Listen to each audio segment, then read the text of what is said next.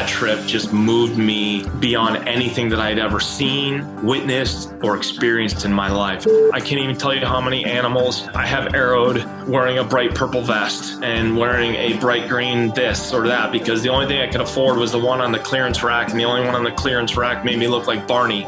You could also be eating your Egg McMuffin at a McDonald's, and a 60-inch bull moose literally walks through the drive-thru. It has everything to do with sitting on a river and listening to a river go by while you're fly fishing or caribou hunting or whatever it is that you're doing. That's really the soul.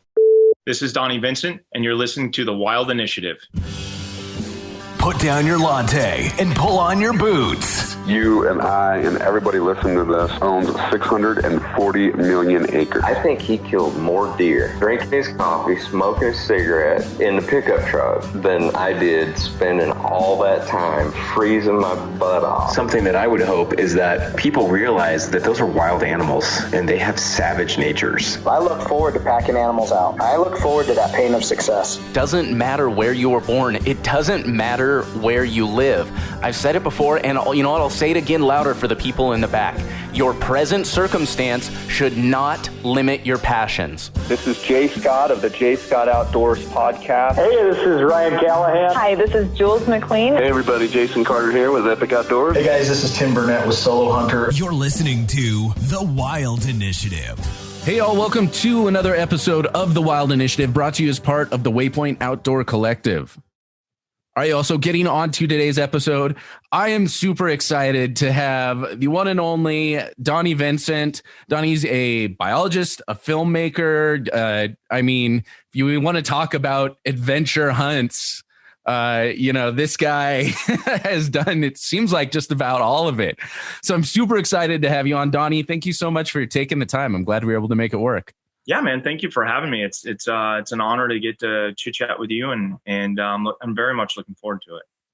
So one thing I always love to hear is, because everyone's got such a different story, and I started so late in life. I just love to hear from everyone how they initially got introduced to hunting. What kind of got you started on this whole journey? Yeah, it's I've talked about it a few times. I have an odd beginning because I don't necessarily come from a hunting family, but both my grandfathers hunted, my father hunted, but hunting to them was, they did it maybe once a year, maybe twice a year. I wasn't involved in it, but they would go out with their buddies. I think it was far more about cabin time than it was about anything else. And within my family, my introduction was a visual one. I could see my dad's guns. I could see his gun cabinet, his hunting knives, a small collection of hunting clothing that was all really classical stuff, like canvases, things like that. So it was inspiring to see the wood on my dad's guns, and he was good about cleaning his guns. And so I could, I remember seeing him with oily rags, running him down the blued portions of his guns. It was just really cool that even though he wasn't hunting, he always kind of maintained this kid of a hunter. And so, and just recently I found out that my mom's mom, my mom's dad, my grandfather on my mom's side, he would travel out west and hunt, and he hunted basically for meat. That was his biggest motivation. And I'm sure also just to get outside like the rest of us, but he hunted. And my mom was saying that until she was relatively older, probably in her early teens, she's like, we basically didn't even understand that you could get meat at the grocery store. And she's like, her dad had provided, and she's like, I remember we would eat, dinner would be rabbit, squirrels, snapping turtles, and he'd go out west and shoot antelope and mule deer every year. So literally that were their dinners, whitetail deer, things like that. And so but he died before I was even born. And so I never got to meet him, but obviously there's some delineation there. And then my dad's dad, as rumor has it, he loved to hunt as well. But as rumor goes, and this is really funny to kind of combine these two. If you combine these two men, I feel like you really kind of find me in the middle. But my dad's grandfather is legendary for hunting without bullets. Apparently he loved to go hunting in northern Maine. He would carry a rifle. He'd have his backpack, his hunting knife, everything. But he didn't really have an interest in shooting a deer. But he loved walking around. So he would go deer hunting with his buddies, and he wouldn't take any bullets. He didn't want to have that responsibility of taking an animal's life. So if you kind of blend those two guys, I kind of meet somewhere in the middle. And then, of course, as I did more and more research, because the first person that asked me that question was National Geographic. They asked me why it is that I was a hunter, and I realized that I couldn't answer the question at all. And so it really made me start questioning why it is that I'm hunting. Because when somebody as serious as National Geographic asks you, how is it that you can take an animal's life, cut them up into pieces, put them in a backpack and carry them out? How is it that you can also tell me that you love nature, you love animals, how do these two things blend together? And so that's where I really started doing some research on why it is that any of us really hunt. And it was very inspiring to do that research. So that's basically how I got started. Well, I mean, that's the biggest dichotomy. That's, I think, what is so hard for people to understand at any given time is the idea of most hunters I know are the most passionate people about protecting and conserving animals. But they're also the most passionate about taking them home in a backpack and putting them on the grill. That's right. Yeah. And one is not removed from the other, right? Yeah. And it is hard to explain, even when you are self-aware enough to really understand why you do it. Sometimes it can be very difficult to really put that into words, and in a way that somebody that has never been hunting, or even half of the time, let alone never really been out of the city, trying to explain that to someone, it's a difficult task. And I think it's one of the most important things that we as representatives of hunting can do. Yeah, it's super important. And really, if you think about it, the converse of it, the person that lives in the city, the person that lives an established life and utilizes grocery stores and utilizes getting their food from wherever it is that they buy their food, whether they have it delivered from Amazon, they buy it at a local grocery store, wherever, but in visiting restaurants, things like that, like really the hunter's lifestyle can be identified as that's our origin. And so really the question should be, how is it that you are able to go to the city and shop from stores and go to restaurants and not feel any existing or concurrent need to be more involved in getting your food or more involved in the outdoors? And so it's funny, we're always asked, and I don't like to draw a line in the sand. I don't like to build walls between, because I think, good conversations will get us everywhere. But really, that's the more difficult thing. If you really look at our origin as people and humans, that's more difficult understanding, is how you are able to move to the city. And really it boils down to comfort, and it boils down to being provided for so that these people can focus their energies on other things, right? They don't want to concern themselves with getting food or growing food, or they'd rather concern themselves with engagements with people or a particular job or whatever it is that they're doing. And really, I think they're short-sighting themselves, if I'm being completely honest. I think you take anyone from the city, I don't care if they are a PETA activist, I don't care if they're a vegetarian, a vegan, or just a city kid that's never seen the country. You take any of those people, you take them out in the wilderness for a multitude of days, immerse them. They don't have to kill anything, but just immerse them into the experience. And it's going to be life-changing for them. It really is. We should feel alien. We should not feel at home in the city, because it's like you said, it's not our origin. We as people were not built to sit in offices at desks all day long, sit in our cars, go home, sit on the couch, and not connect with what's out there. We're not built that way. And I mean, we should feel alien to us. And I don't think, until you've actually experienced our natural state and home, you won't understand that.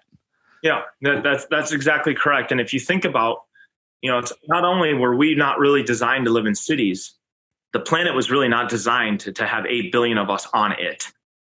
And so, the planet, because of our medical care, because of our cities, because of our infrastructure, because of massive amounts of land being converted into row crop, because, of beef industry and pork industry and all these different things, we're able to grow more people than really the planet can sustain. And so we, imagine North America when it was Native American tribes and spanning from coast to coast and border to border. And even obviously, they didn't really understand or even care that there was the North American continent, right? They went into Canada and there was no border, and they went into Mexico and there was no border. It was just a change in environments, and they had to adapt as a people. But imagine when they had the herds and the lakes and the rivers, and obviously we came as European settlers and affected the harmony of everything, and the world perpetuates in such manners. But if we all would have remained on our continents, which I'm not saying that exploration isn't amazing, because it is, but you just wonder really what would the earth look like now? What would the planet look like if everyone kind of stayed in their zones and their populations were mitigated by the food and the weather that was available to them? We would have either come and gone, or we'd still be flourishing in our tribes until the next major catastrophic extinction were to happen. It's just fascinating to think about. But we have perpetuated ourselves. I mean, you and I are recording a podcast on a computer. You're in Montana right now. I'm in Wisconsin. This is absurd as it gets if you want to break it down and think about it. It's wild. And, and again, just like you're not saying that, okay, it's bad that European settlers came over here or whatever. You're not making necessary judgments on this. No. It's more of just an exercise to think like, okay, yeah, if we got the Industrial Revolution happening only over in this area, and this is areas maybe staying in more of a hunter-gatherer state, or would they have built up technology further over here? What would have happened? It's such a wild thing to start like letting your mind wander around and kind of see where you end up. Yeah, that's all it is. It's being an observer. It's asking yourself questions. It's being mindful of where you are and where you're going. And so selfishly, like I think it's very selfish. Anything that I do consider the environment. I do consider the habitat. I do consider like everything that I do. I want to make the areas that I'm visiting or exploring or living in better. Of course, I'm also somehow making them worse, right? When I turn the key on my pickup truck, it starts, the engine combusts, and fumes come out the back. So we all have a footprint. Like I don't care how it is that you live your life. I don't even care if you think you're off grid. Like you have a footprint. You're using batteries. You're using technology. You're using wires that had to come from somewhere. They have a carbon emission. They have a carbon footprint. Like there's no way to separate yourself from it. But like, I just like the mindfulness of my selfish ride. Like I want to spend my life outside. I want to watch the sunrise and fall. I want to see the weather. I want to see the animals. And, I wish I lived decades ago, right? Many decades ago. Like it'd be really interesting to live a time when there's a lot more freedoms in the States and a lot more freedoms in the world. And I definitely don't feel like this is an optimal time for me to be living, but maybe this is a very good time for me to be, doing my work and sharing it with certain people. And maybe these are messages that people need to hear and experience. And it really is a rich lifestyle that I have myself into, but it has nothing to do with this. It has nothing to do with filming. It has nothing to do with dollars that come into a bank account. It has everything to do with sitting on a river and listening to a river go by while you're fly fishing or caribou hunting or whatever it is that you're doing. That's really the soul. There's always a balance. It's all, there's always, for the most part, positives and negatives to all of this. And, like you said, it's wild. The fact that whatever, 1,000+ miles away from each other and able to record this podcast in real time, it's not, and one of the things we were talking about earlier, we were discussing, your film, The Rivers Divide. When I first started hunting, I'd sat in a tree stand once or twice. I had a coworker introduce me to the whole concept of whatever you want to call it, backcountry hunting, Western hunting, mountain hunting. It has 100 different names, but the idea of that adventure and going in and hiking and working for this. And I was getting into this and I was consuming all of this media for inspiration. And as we discussed, one of your one of your films was a huge inspiration to me. The Rivers Divide was the first hunting film I ever watched. And if somebody had shared it, and I'm like, oh, this is cool. I can just order it right here on, I think, Vimeo or whatever. And, sat down and put it up while I was working. And I ended up not getting any work done the entirety of the time I was watching the film because I got so into it.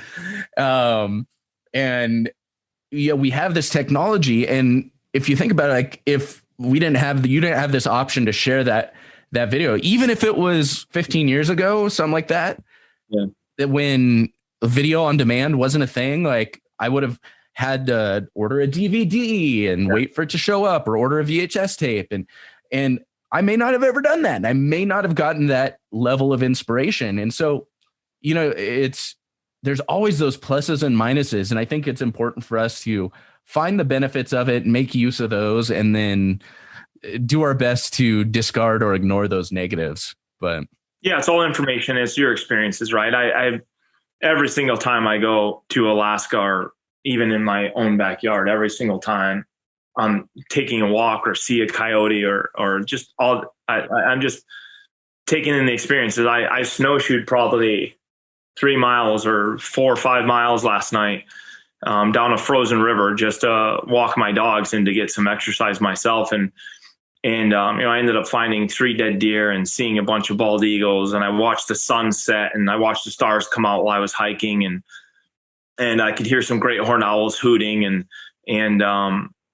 it was amazing. It was amazing. And I walked past some red osier dogwood was growing along these little bushes. These little red bushes were growing along the river. And I didn't see what species it was, but it was a bunch of little sparrows in there. Were all just little puffballs in there warming themselves as the sun was setting. And then I walked by and they all flew, but I think that was going to be the roost for the night. And so I was starting to think, I started thinking like, do they roost there every night? Is this? And then I started thinking like, these little bushes, like I have them on some of the properties that I hunt. So I was just wondering, like, are the songbirds, are my songbirds roosting on? So this is what my mind's doing. I was literally walking in my backyard last night for exercise with my dogs, and these are all the experiences that I had. And I was watching the ice, how it was pushing up on shore, and looking at how amazingly thick it is. And there's probably 20 different guys ice fishing, and I was curious what they were seeing. And then I started thinking back to childhood memories that I had when I would visit my uncle in Minnesota, and he would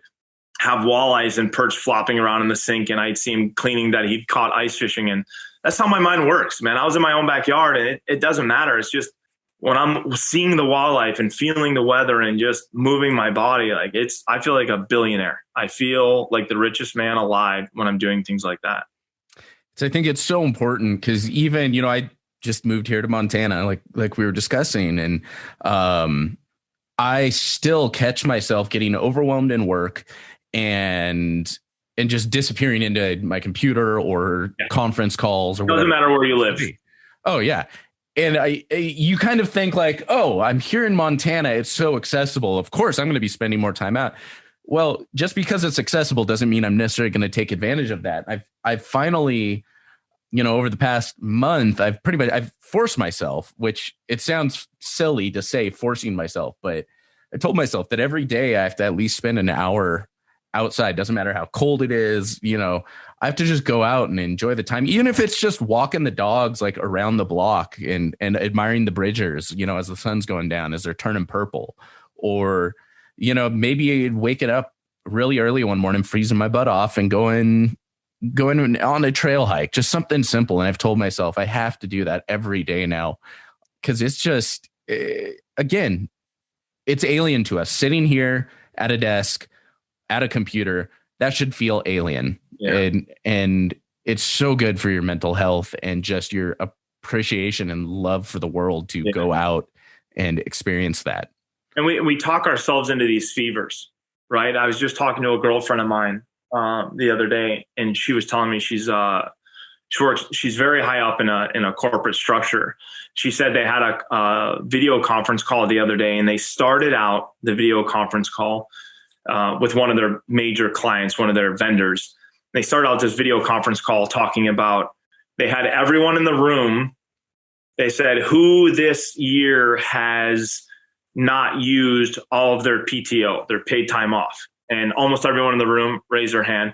And they said, how many of you haven't used more than a week of your PTO, and several people, and how many of you haven't used 2 weeks, and a few people, and how many haven't used 3 weeks, and a few people, and they were literally showboating this to the client to say, like, look at how hard our employees work, and I was telling her, this is disgusting. Like, this is the world we live in now. Is we have to sell ourselves both to ourselves. That's really who we're selling ourselves to, because we're laying there at night in our beds. And we know our dirty little secrets. We know our miscomings. We know where we fall short.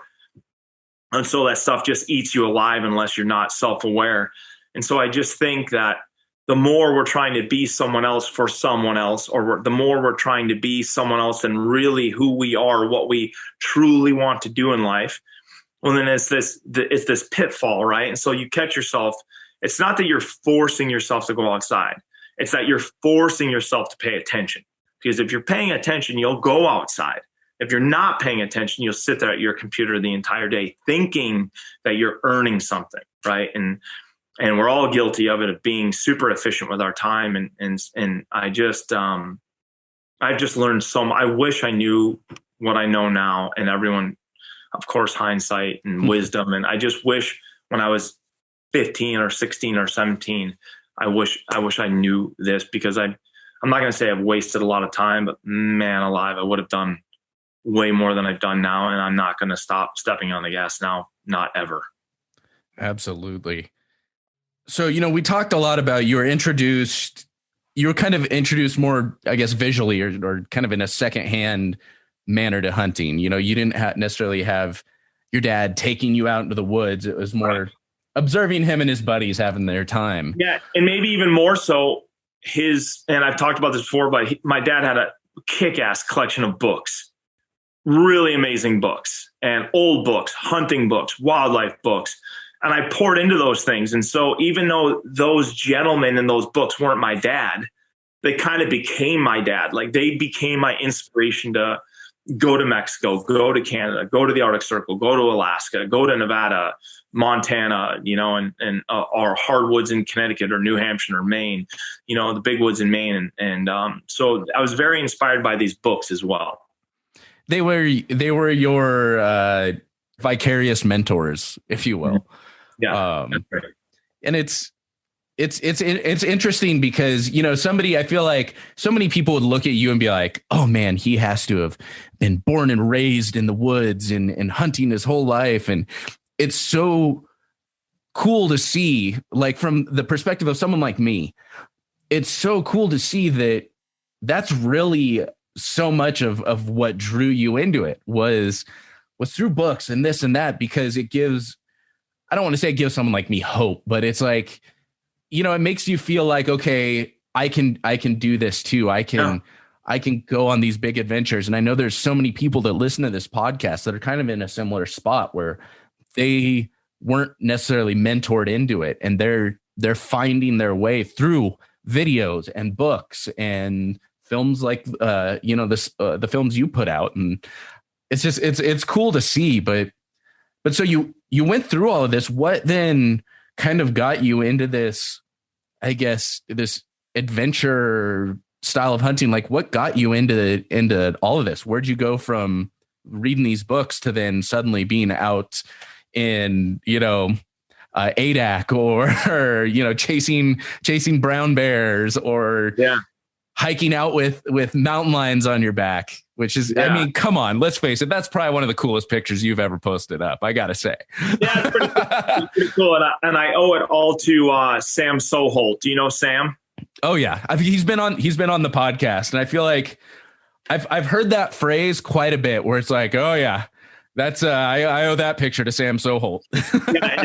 Well, he didn't take it, but he was, William Altman took it, one of our guys at Sigmanta. But Sam, after we killed that lion, we were standing over the lion, and it was in deep powder snow, so you could barely see the lion. It looked no bigger than a house cat when it was laying there, and I'd been hiking. I think we hiked like 25 or 26 kilometers that day to kill that lion. So I was just sitting there looking at him, and I kind of kind of looked at, Sam was there, and my good friend Ben Storak, and Colin Nicolite was there. William Altman was there. These are guys that work with me at Sick Manta. And then Houndsman Robin was there, and a friend of ours was there as well, named Dawson. And I just thought, what now? What do I do with this line now? And Sam was just sitting next to me because Sam filmed it. Sam worked with our crew and filmed it. And Sam just said, the old timers, they carried them out. And I just looked at him and I said, did they? And he goes, yeah. He goes, the old timers carried them out. That's how they did it. And I was like, oh, we're going to carry it out then. That's what we're going to do. And so it was just really cool. But, I don't really know. It all started for me. I think I started bow hunting when I was like 19 or 20, something like that. And it really stemmed from those books, right? I was very inspired by those books to actually go and see some of these places. But I was really inspired. I started duck hunting with some buddies.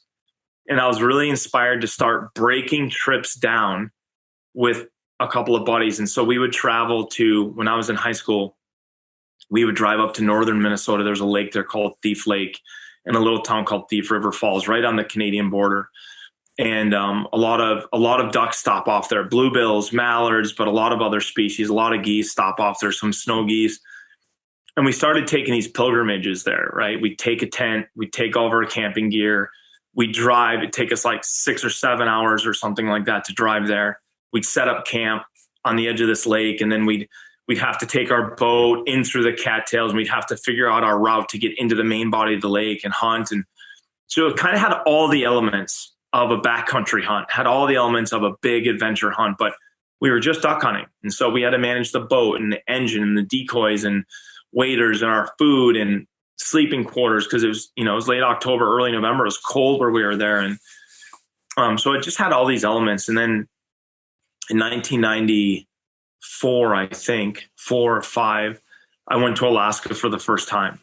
And I'd met this guy, and he said, hey, I'm going to be going on this trip to Alaska. I'm just going self-guided. I'm going to hunt black bears and Sitka black-tailed deer. Do you want to go along? And I was absolutely. And that trip just moved me beyond anything that I'd ever seen, witnessed, or experienced in my life. And just flying into Alaska and seeing the mountains, and we rented a car and we drove up to Denali and seeing, looking up on the mountains and seeing Dall sheep and just all the wildlife that we would see, and we hunted. We stayed on a boat in the ocean for 10 days, I think it was. And we hunted for 10 days in the Prince William Sound, and it was the most inspiring activity of my life. It moved me beyond words, and I just knew that this is what I was going to do the rest of my life. And since that trip in 94, I think it was, I think there's maybe 1 or 2 years that I haven't made it back to Alaska since that year. So I'm basically going once or twice a year to Alaska since. That's incredible. I think Alaska is one of those places, again, where it's kind of like the dream. So many people look at it and it's like the ultimate thing to do, whether that's like way up there, like hunting brown bear and that super wild, crazy adventure hunt, or something that's a little bit simpler, a little bit more accessible, like maybe caribou or black bear or Sitka blacktail. Caribou's amazing. Black bear's amazing. It's all so amazing. And I think there's just what is it about Alaska that fascinates us all so much? Like what? I mean, I guess the inaccessibility of it, maybe, like it's hard to get there, or it's the expanse. It's the wildlife. When you're there, it's almost as though you're hunting in a zoo, right? You're seeing animals that you've never seen before unless you grew up there in northern Canada. But, when you see caribou for the first time, you're like, you think you're in a Walt Disney movie. First time I hunted caribou, I went out of a village called Kotzebue, flew up there. I flew in with a plane on floats, a beaver, landed on floats, and just getting out and seeing this massive expanse. I don't think I ever thought that I was even going to see caribou, right? I was just like, yes, I'm on a caribou hunt. Yes, I'm in the Arctic. Yes, I'm on the tundra, but I don't know that I ever anticipated actually seeing animals. And then I go out the first day, I take my backpack. I've went through my gear list. My gear list is heavy. It's odd. Things are odd colored. Some things are borrowed. Some things are patched. They're sewn. I don't have enough sleeping bag. I don't really have the right clothing. I'm wearing like a duck hunting parka because it's the only warm jacket that I own.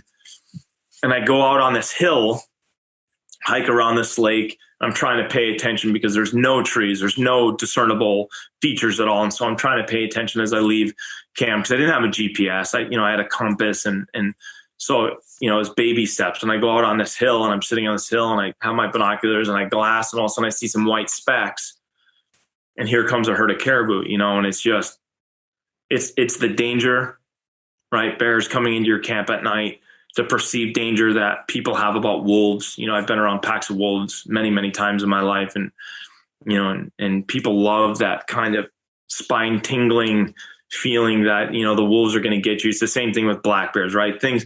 Jack O'Connor, I don't remember the exact quote, but Jack O'Connor said, the forests and the mountains are way more interesting with black bears and grizzly bears in them than without. Even though black bears aren't much of a monster, they're way more interesting with the bears there than without. Having a monster in the forest, having an unknown monster in the forest makes camping and living and hunting that much more exciting. And so I think it's all of that. It's the danger. It's the inaccessibility. You have to take a big plane up to Anchorage and you have to get on a little plane to fly into the bush. And then you have to talk to some guy that, basically looks like me, and he's angry and he's pissed off and he's weighing your gear and he's talking crap about you and he doesn't like you, even though you're his client. And he just wants to drop you off as fast as possible so he can get back to town. And it's just all of these things, blended to one. And then you finally start seeing animals. You start understanding the animals. You start watching them move and you start this chess game of stalking and finding an animal that you want to take and shooting your rifle and watching that animal go down and then walking up to it and the heaviness and the responsibility of now I have to skin this thing. How do I do that? How do I quarter it up? How do I manage the meat so it doesn't rot?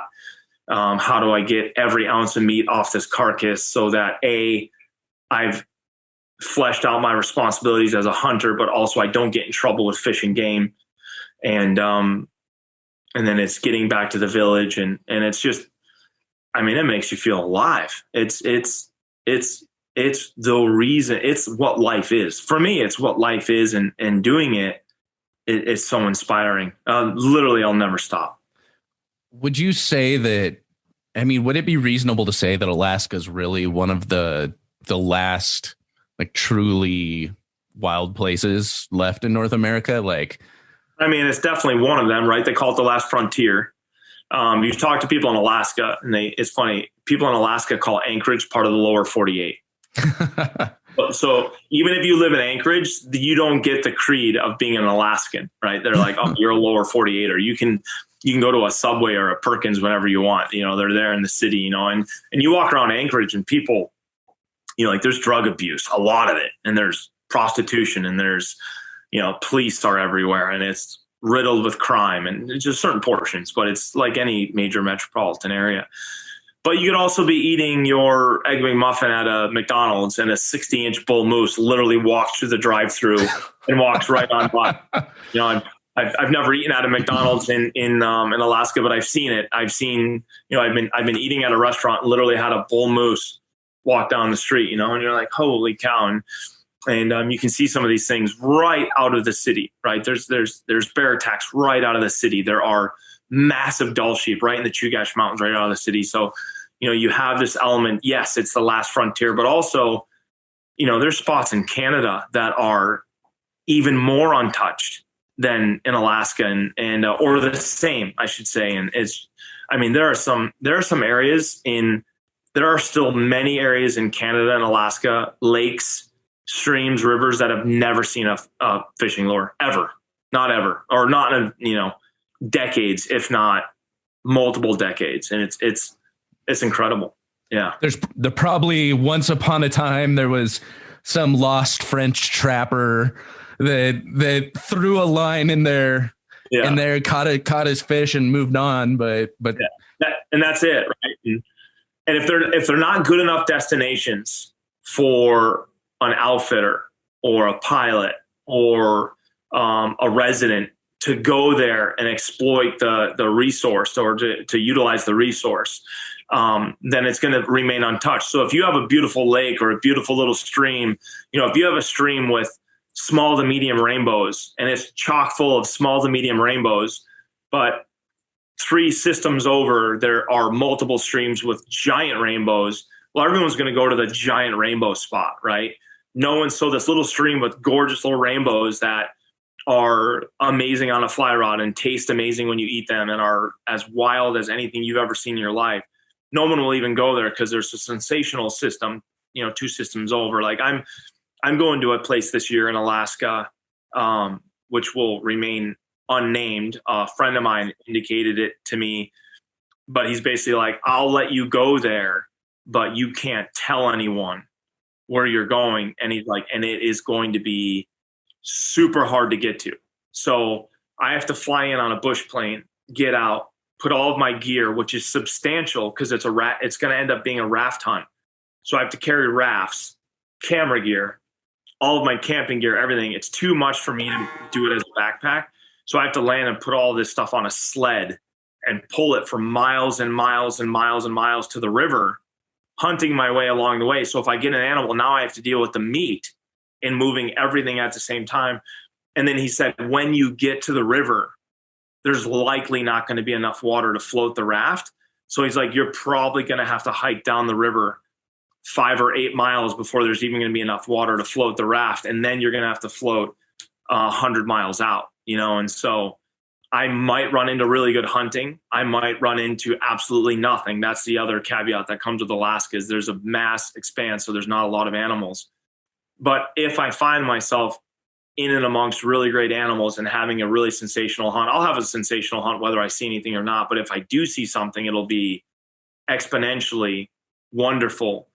And then all that hard work, it'll be amazing. It'll be incredible. And I'm probably not going to see that many other people there because it is so difficult, right? I might not even see anyone. That's one of those amazing things where when you put in effort like that, yeah, of course you want to see animals. Again, there's so many reasons to it, but eventually when we're out hunting, the goal is to harvest an animal. But it's so hard, if you can't find satisfaction in an adventure like that and going into the unknown and not knowing, how it's going to end up. I mean, and especially with somebody, there's so much satisfaction in putting in that work and finding that terrain, but I'm excited to see what comes of that. Yeah, people don't realize the journey. Like people will talk about it. They'll say, oh, it's the journey. It's not the destination. People say that, but they really don't understand what it means. Because if you're hunting, like let's say this year you find a 400-inch bull elk and let's say you take a couple of shortcuts to kill him, right? Legal shortcuts. But let's say you're like, oh, if I can get on my neighbor's ranch, I can sneak in the back door, cut off all the other public hunters. I can drop right into that drainage and I have an eye on them and I'm going to kill them on opening day. And that's great. So let's say you do that and it's successful. When you're standing over that animal, you're definitely going to feel a lot of pride and a lot of excitement when you release your arrow or squeeze your trigger.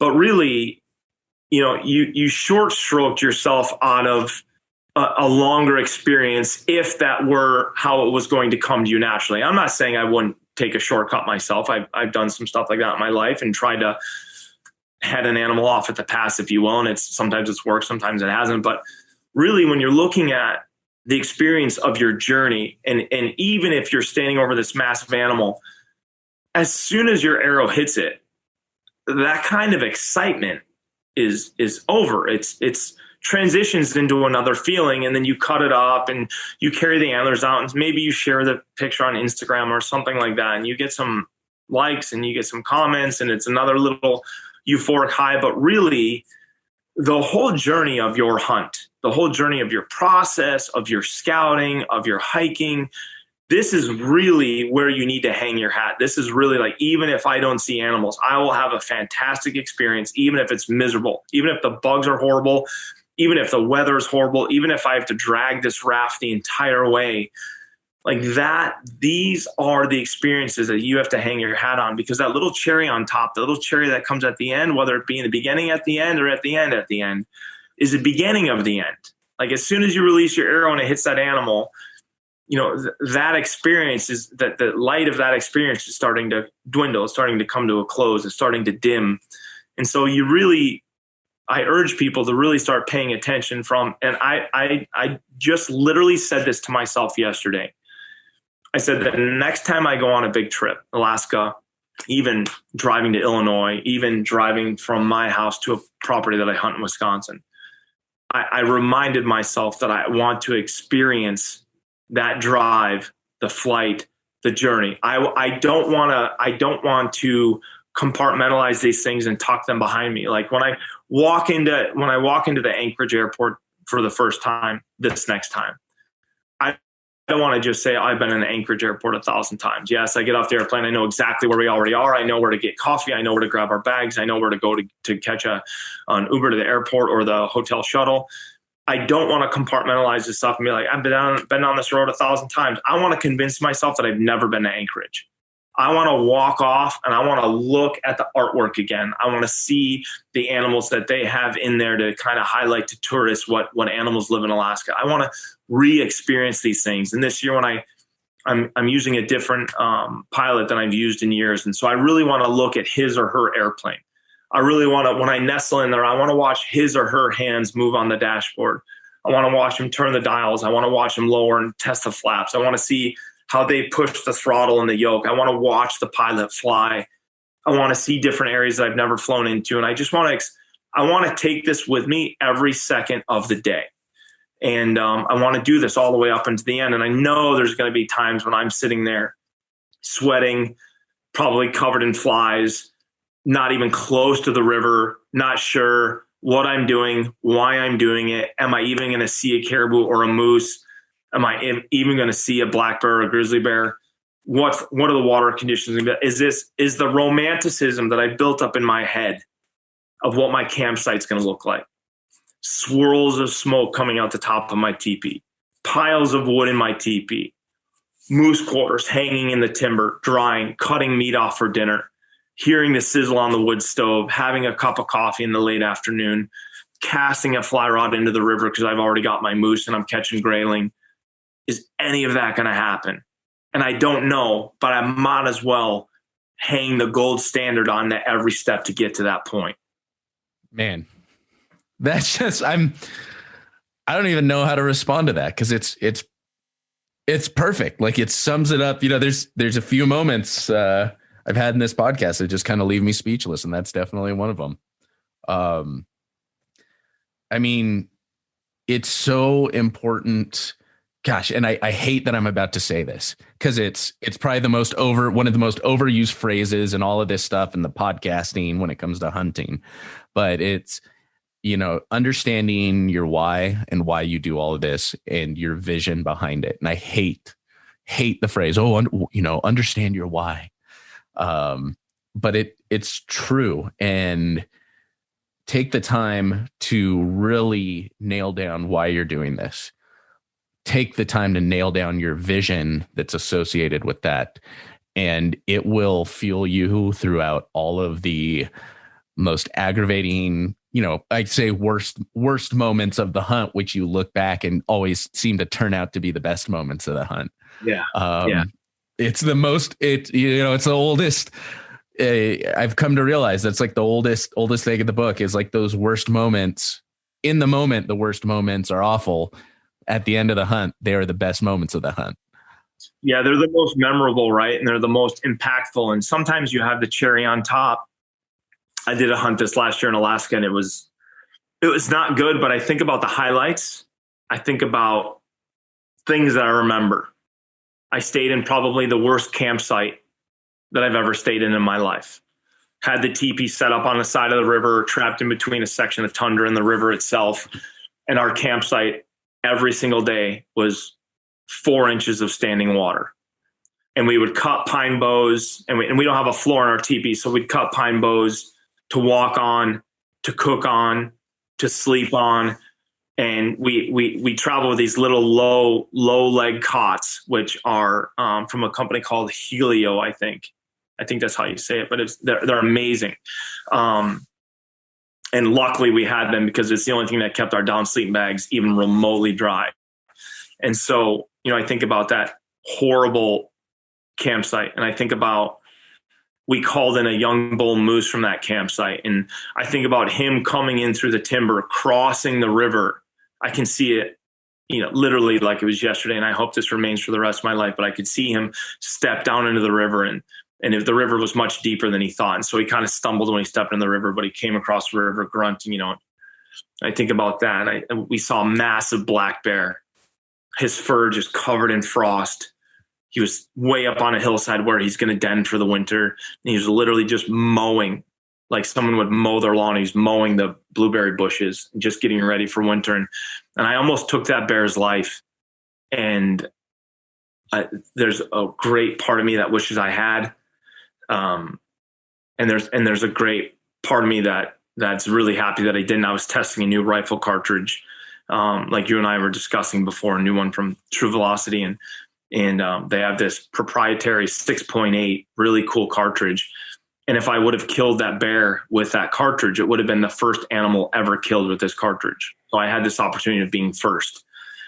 But that weird little accolade, even though it weighed in my mind, like I was not going to take an animal's life to check that off the list. And so I just watched him move, and he was massive. We thought he was a grizzly bear. That's how big he was.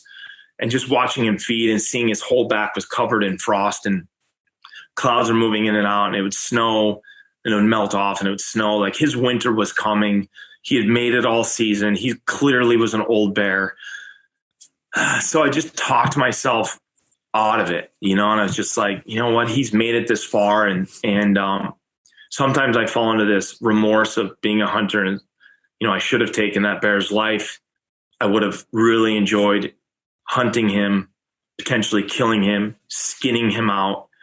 I'd love to be showing you his hide right now, his skull. I would have loved eating his meat. I know his meat would have been fantastic with where he was living and how he was living his life.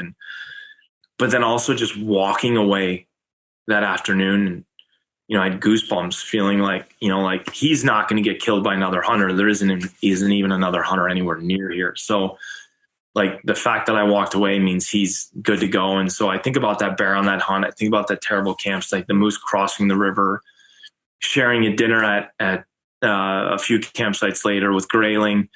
The northern lights were some of the best I've ever seen a couple of the nights. And so I didn't shoot a moose. I think I probably saw 2 legal bulls, not either one of them that I wanted to shoot. I didn't shoot the bear. So I came away with, as you would say, nothing.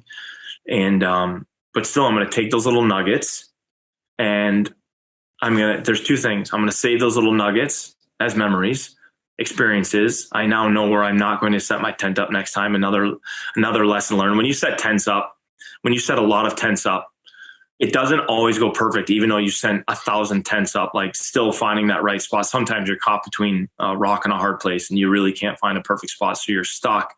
So I'm going to think about all these little nuggets from this trip, but I also want to think about this trip as though it's the only time ever going to Alaska. What experiences? I got caught this year being there and not being present a couple of days. I caught myself just being like, I've done this 1,000 times, what's tomorrow going to bring? And I don't ever want to fall into that trap again. And so I want to think about that trip as though it's the only trip I've ever taken to Alaska. And the next trip I take to Alaska, or like I said, the next trip I take into my backyard, I want to treat it as though it's my last one. I think that's something super important that we should all take into every hunt we do, whether you are going into sit in a tree stand, on your own property over a food plot, or whether, you're going into Alaska or going out into the wilderness in Wyoming, or, up into BC or wherever it may be. I think there's a mindset, and I'm going to say something that completely doesn't make sense. Well, I guess it does, but you have to go in with the mindset that it's your very first hunt there, and it's your very last hunt there. You have to go in with the eyes as if you've never seen any of this before, and that same kind of sense of wonder. at the first time you saw a grizzly bear, or the first time you saw that herd of caribou coming over the mountain. And you have to hold on to that like you're never going to see it again. And I think we would have a lot better hunts, and we'd have a lot more successful hunts if we went in with that attitude, if we didn't let ourselves, get into that mode like when you're driving to work and you just disappear. And you don't remember the drive. Exactly. Like you go on a moose hunt in Alaska and you don't remember the moose hunt, and you're seeing so few moose that you stop looking. Right? If you're on a moose hunt and you're seeing 10 moose a day, you never stop looking. I mean, you get up in the morning like it's Christmas morning. You get your coffee, you have a little quick breakfast, you get up on the hill or you get to wherever you're going and you're like, I'm going to see a lot of moose today. So you start, but if you go on a hunt and the first day you don't see a moose, okay. Second day, third day, fourth day, okay. It starts to add up to where you kind of stop looking for moose, right? And you get caught in that, you're not picking the forest apart. You're not looking at the ridge tops. You're not looking for fresh tracks. You're not listening for a grunt or a cow call. And I've had this a couple of days on caribou hunts where I've seen a lot of caribou the first day, maybe the second day, and then all of a sudden it kind of dries up, and I will have passed several bulls in the first couple of days. Then all of a sudden I'll be sitting there the third day, seeing not one animal. Fourth day, not one animal. Falling into the fifth day, I'm starting to like, oh my word, I should have 100%. I should have killed one of those bulls, or, what was I thinking? And you start to second guess this.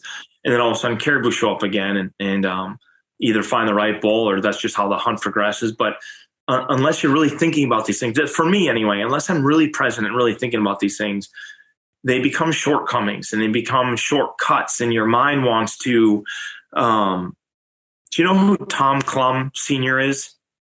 I know the name. I'm not sure why, but I know the name.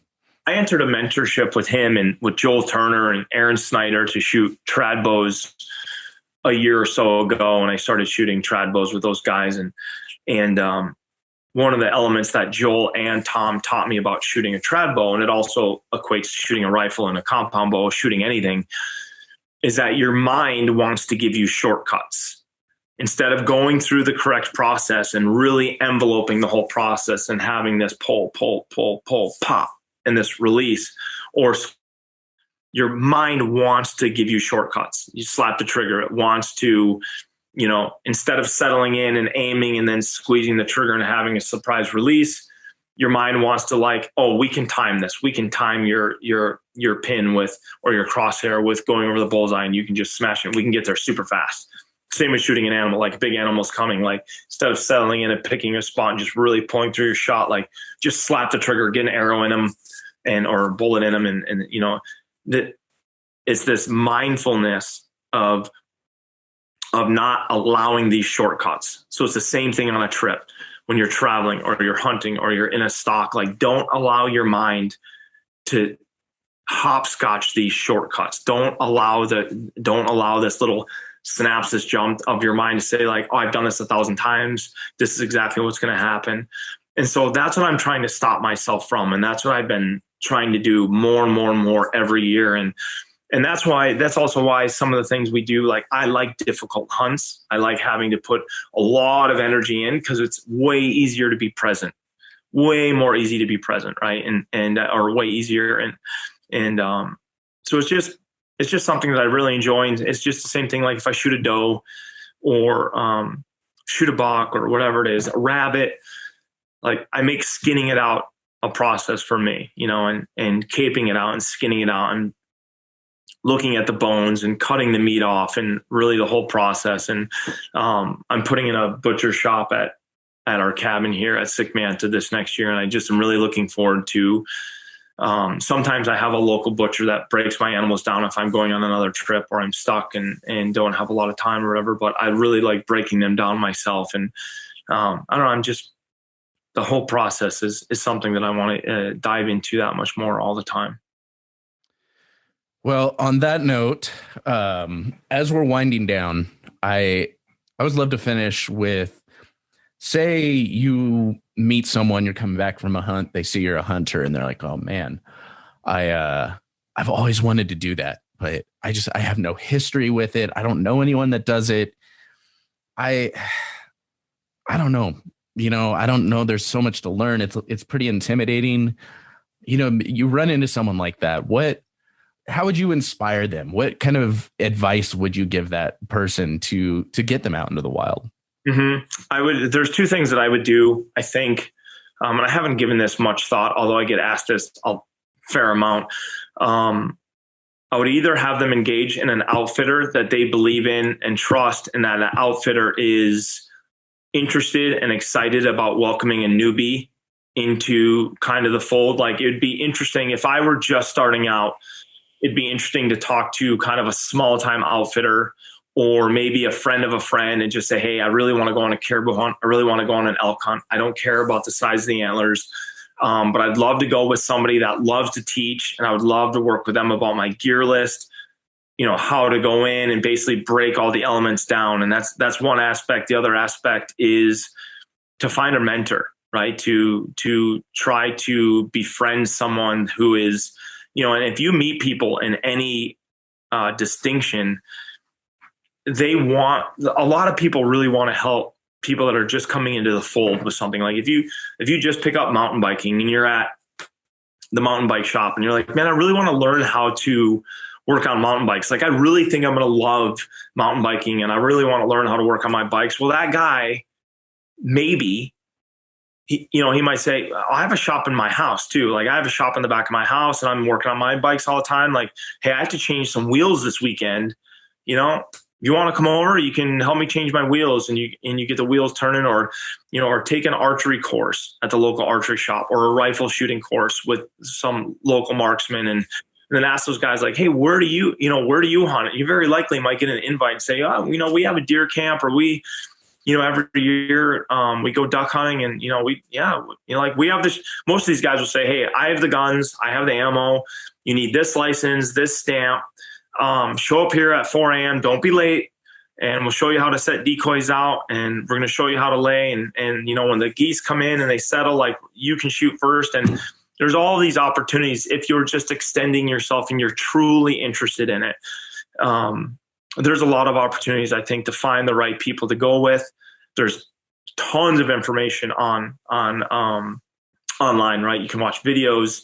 You can, if you say, like, how do I gut a deer? I'm not saying the person that you're going to watch is going to know exactly what they're talking about, but you can watch 10 videos of guys that are saying, I'm going to show you how I field dress a deer. And you'll definitely learn aspects about field dressing a deer. Or you can Google videos and say, like, backcountry meat prep. There's videos of, Larry Bartlett is a guy that owns a rafting company in Alaska. Super awesome dude. He has books, Float Hunting Alaska. I've read all of these books, How to Hunt Alaska on Your Own, Hunting Alaska by Yourself. All these things that kind of tell you this is where you set your tent. Set your tent on the inside bend of a river, and set it just back in the spruce so the weather doesn't grab your tent and throw it all around. But you can also, in the morning, you can go out on that point. You can call the moose down both straightaways after that point. This is where you can have your fire. This is where you can develop your meat pole. This is how to keep bears out of your camp. You start digesting all this information. And the trickiest part for people, for newbies, I think, is going into a forest. I talked to a young lady earlier this year, and she wanted to do a solo elk hunt.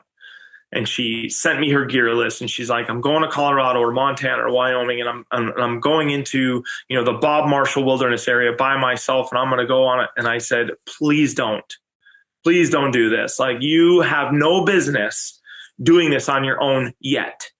I said, you can go on a camping trip if you want by yourself and pick, I'm making this up because I don't know the lakes, but let's say you find Copper Lake and it has cutthroats in it, and it's, an 8-mile hike with a relatively established trail. There's some decent campsites. If you want to do that on your own, knock yourself out. Pack your backpack, maybe carry some bear spray or a pistol if it's legal and you want to, and hike up in there and go fly fishing for cutthroats. Keep a couple if it's legal, clean them, cook them. Baby steps, right? Start doing this stuff. But you have no business heading off into the Bob Marshall Wilderness looking for elk if you've never done this before. You need to go with an outfitter. You need to go with a friend. You need to go with a group, and start breaking it down. There are other small things, right? If you want to learn, start with rabbits, start with squirrels, start with things that don't, we tend to want to like jump to the big animals, right? Guys want to have their first elk, or they want to have they want to send their dad a picture, their husband a picture, or their wife a picture and say, I did it, honey. I killed this big, huge, monstrous animal. But, there's definite ways to truncate this thing down, to start break it down into much more digestible pieces. Like I told you, I learned by going duck hunting. Going duck hunting by truck and boat in northern Minnesota is not all that different from going caribou hunting in the Arctic Circle. It's really not. Camping gear changes a little bit. Your meal plan changes a little bit because you're restricted on weight. Your boots are different. I don't need a boat unless it's an inflatable kayak or raft or something in Alaska. So there are little changes, little adaptations, but it's essentially the same thing. So you can start breaking that stuff down. There's gear lists out there. Don't go buying all this high price. You don't need Kuiu. You don't need Sitka. You don't need all these other brands. Like, you can literally go to, retail shops that have discounted stuff. I can't even tell you how many animals I have arrowed wearing a bright purple vest and wearing a bright green this or that, because the only thing I could afford, I wanted this piece from Patagonia. The only one that I could afford was the one on the clearance rack, and the only one on the clearance rack made me look like Barney, the dinosaur. So I bought it, hunted in it, arrowed a stone sheep in it. It's just that, there's a lot of information out there, but I'd rather see people be safe, start small, bite off little chunks. And it's incredible, man. It's incredible. It's the finest experience you'll likely ever have in your entire life. So if folks want to follow along, find you online, watch the films, where can they hunt you down? On Instagram, Donnie_Vincent, DONNIE_Vincent, VINCENT, DonnieVincent.com. Facebook, same stuff. It's all the usuals. Awesome. Well, I'm going to make sure to link to all that in the show notes pages. Everyone, make sure you check out the films, get some inspiration, follow along with everything you're doing. Donnie, thanks again. I really appreciate you taking the time to sit down with me. Thanks, man. I really appreciate the invite. All right, y'all, that'll do it for this episode of The Wild Initiative. Check out the show notes page at thewildinitiative.com. Get links to everything we talked about in today's episode. That'll do it for this week. Looking forward to next time. But until then, I hope this episode inspired you to get involved, get outdoors, and plan your initiative for the wild.